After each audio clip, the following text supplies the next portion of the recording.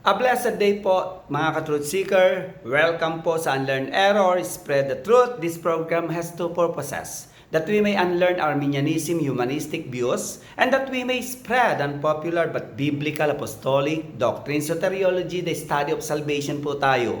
Good work saves is an error, part 4. Reasons why good work saves is error. Napag-aralan po natin sa Good Work Saves Error Part 1 to Part 3 ang foundational truth kung bakit hindi nakakapagligtas ang good work. Ito ay sa dahilang salvation belongs to the Lord, not to us. Salvation is all of God. God's work saves, not our good work. And number 4, God's for love relationship saves, not our good work. Continuation po tayo ng ating pag-aaralan, Matthew 16:27. Ang pag-aaralan natin mga ka-truth seeker ngayon ay yung mga talatang tila nagtuturo na ang good work ay nakakapagligtas. Matthew 16:27 mga ka-truth seeker, sabi diyan, kung magkagayoy bibigyan ang bawat tao ayon sa kanyang mga gawa pagdating ng anak ng tao sa huling araw. Tila nagtuturo ito ng mabuting gawa, maliligtas tayo. Para maunawaan natin to mga ka-truth seeker, kung nakakapagligtas nga ba ang mabuting gawa o hindi, we must interpret the Bible according to its context. Rule of context number 1. Sino ang pinatutungkulan dito, mga kapatid? Ang mga pinatutungkulan dito, dalawa, regenerated, unregenerate, and regenerate.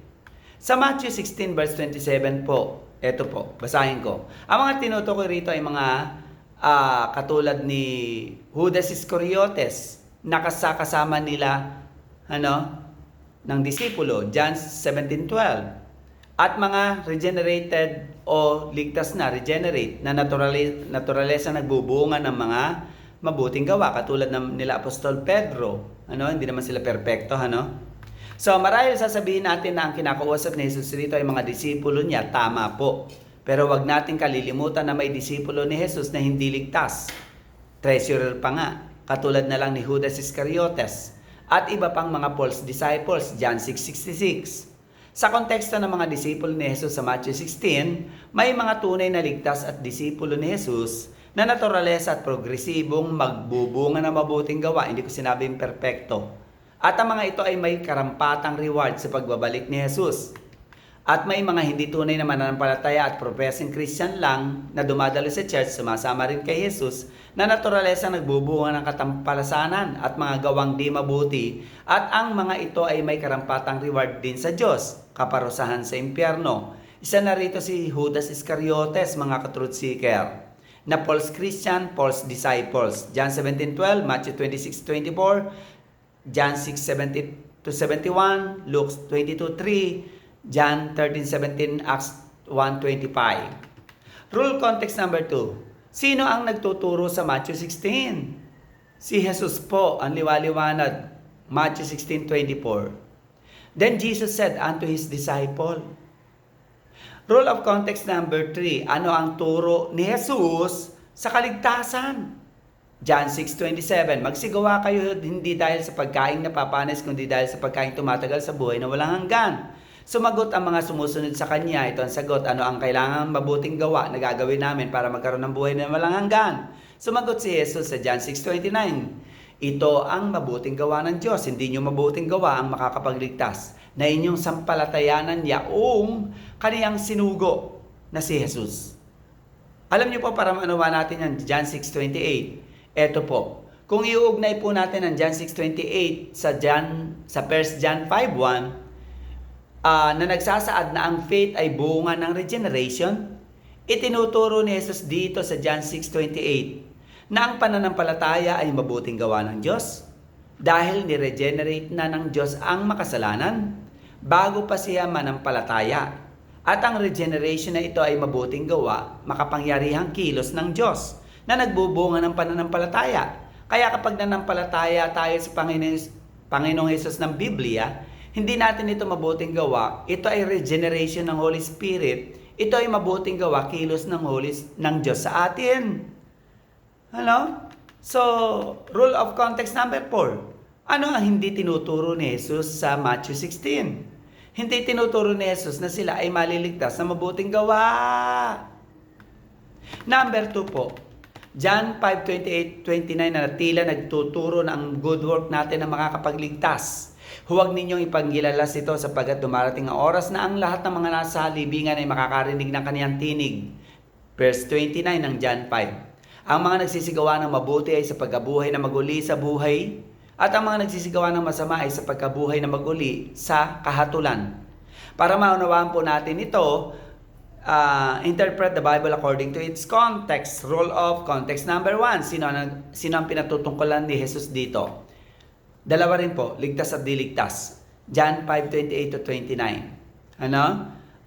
Basahin po ninyo. So, number 2, rule of context number 2. Sino ang nagtuturo sa John 5:28-29? Si Jesus po. Sa John 5:19. Then answered Jesus and said unto them. Rule of context number 3, mga ka-truth seeker. Ano ang turo ni Jesus? Sa kaligtasan, magsigawa kayo ng dahil sa pagkain hindi napapanis. Para magkaroon kayo ng buhay na walang hanggan. Sumagot ng mga sumusunod kay Jesus, mga ka-truth seeker. John 6:28. Ano ang kinakailangan namin gawin? Sumagot si Jesus, ito ang gawin nyo. Mabuting gawa ng Diyos sa magliligtas, na inyong sampalatayanan niya ang kaniyang sinugo. Meaning, kung iugnay po natin ang John 6:28 sa 1 John 5:1, na nagsasaad na ang faith ay bunga lamang ng regeneration, ang itinuturo ni Jesus dito ay ito, ang pananampalataya ay mabuting gawa ng Diyos. Dahil ni-regenerate na tayo ng Diyos, bago pa siya manampalataya yung makasalanan, ay naranasan na niya ang regeneration. At ang regeneration na ito ay mabuting gawa, makapangyarihang gawa ng Diyos na nagbubunga ng pananampalataya. Kaya kapag nanampalataya tayo sa Jesus ng Biblia, mga ka-truth seeker, hindi natin ito mabuting gawa, ito ay mabuting gawa, kilos ng Diyos, yung pananampalatayang ito. Rule of context number 4, ano ang hindi tinuturo ni Jesus sa 1 John 5:24? Hindi tinuturo ni Jesus na sila ay maliligtas sa mabuting gawa ng tao. Sila ay maliligtas sa mabuting gawa ng Diyos. Na ni-regenerate sila at nagbunga ito ng pananampalataya. Relevance challenge. Philippians 2:12. Kaya nga mga minamahal ko, mga regenerated na, kung paano ang inyong laging pagsunod na hindi lamang sa harapan ko, sabi ni Pablo, kundi bagkos pa nga na ako ay wala sa harap nyo, ay lubusin ninyo ang mga gawain ng inyong sariling pagkaligtas na may takot at panginginig. Meaning, work out your own salvation, ligtas na kayo, i-work out nyo ito. Pagyabungin nyo ang kaligtasang meron sa iyo. Pagyabungin nyo yung mabuting gawa. Philippians 2:13. Sapagkat ang Diyos ang gumagawa sa inyo maging sa pagnanasa at sa paggawa ayon sa kanyang mabuting kalooban. Meaning, gumawa tayo ng mabuti sa Diyos, godly work, godly thing. It is because ang Diyos ang nagbibigay ng desire, willingness, and passion sa atin para gawin ang mabuting gawa or gumawa ng mabuti at maglingkod sa Diyos. Summary statement, the regenerated or saved ones produce good work.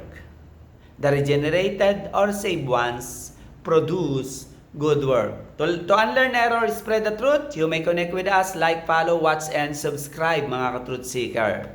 Good day and God bless po sa ating lahat.